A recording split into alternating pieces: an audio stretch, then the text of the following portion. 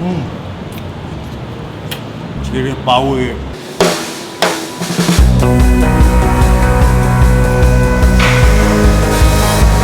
Hai, Assalamualaikum, what's up everyone.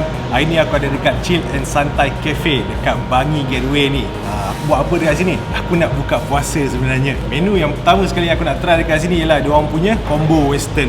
Combo meriah lagi Dekat dalam ni ada apa je? Ada lamb shoulder, lepas tu ada chicken grill, and then ada meatball, spaghetti bolognese, fries dan juga salad. Jomlah, aku nak try dulu. Tengok macam mana perginya diorang punya combo western ni. Ini dia, the lamb shoulder. Bismillahirrahmanirrahim.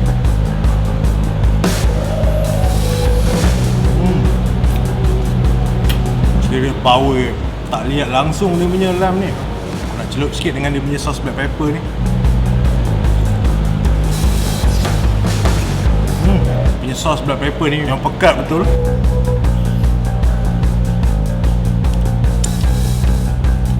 Okay, sekarang aku nak try dia punya spaghetti bolognese.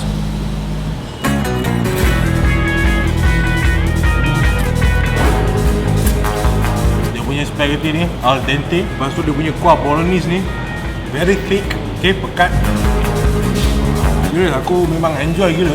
Okay, makan combo western dia ni. Aku boleh kejap-kejap makan dia punya lamb shoulder, lepas tu makan dia punya spaghetti bolognese.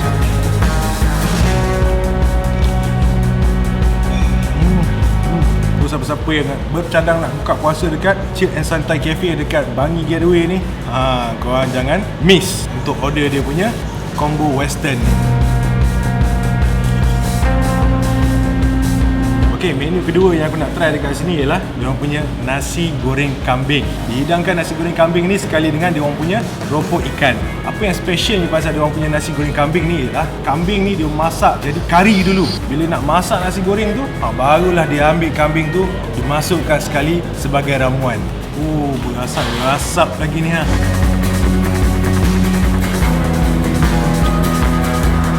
Wow, ini memang next level betul dia punya nasi goreng kambing ni. Daripada segi luaran dia aku nampak macam biasa-biasa je, okay, dia punya nasi goreng ni.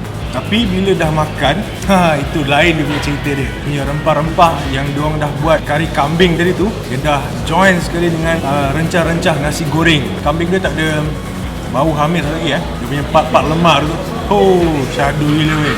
Apa aku nak cakap, ini bukan nasi goreng kambing biasa lah.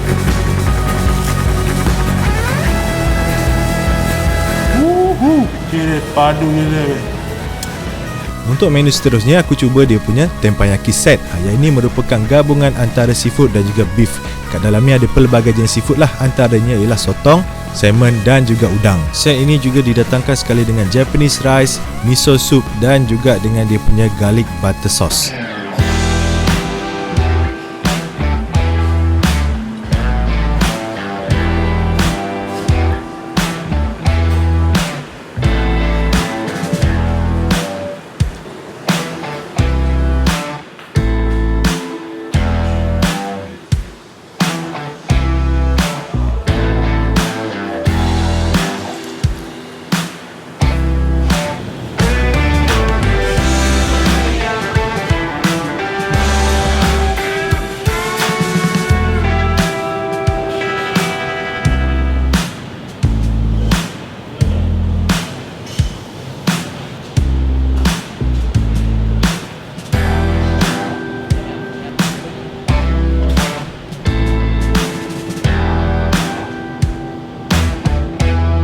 Untuk menu seterusnya aku nak makan dia punya tempura ebi dan juga dia punya Lobster Fire Dragon.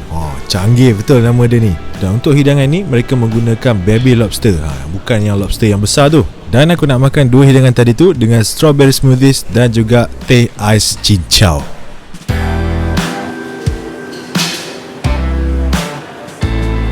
Wow, penuh mulut aku dengan cincau ni.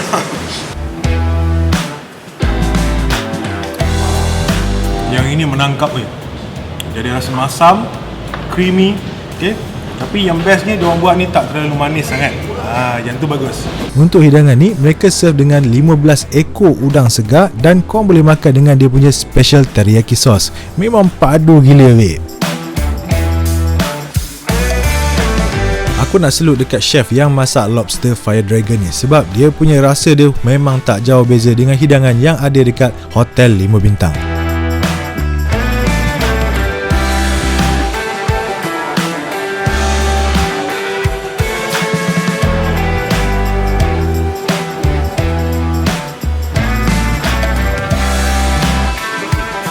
Okay, so far aku dah makan 5 hidangan yang ada dekat Chill and Santai Cafe ni. Makanan yang diorang sediakan dekat sini memang perfecto.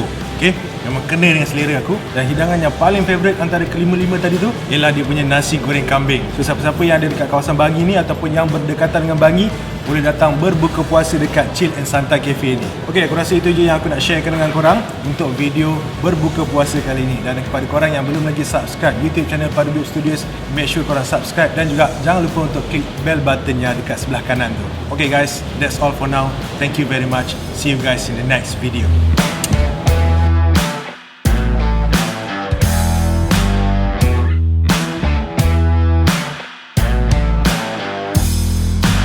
Padu babe.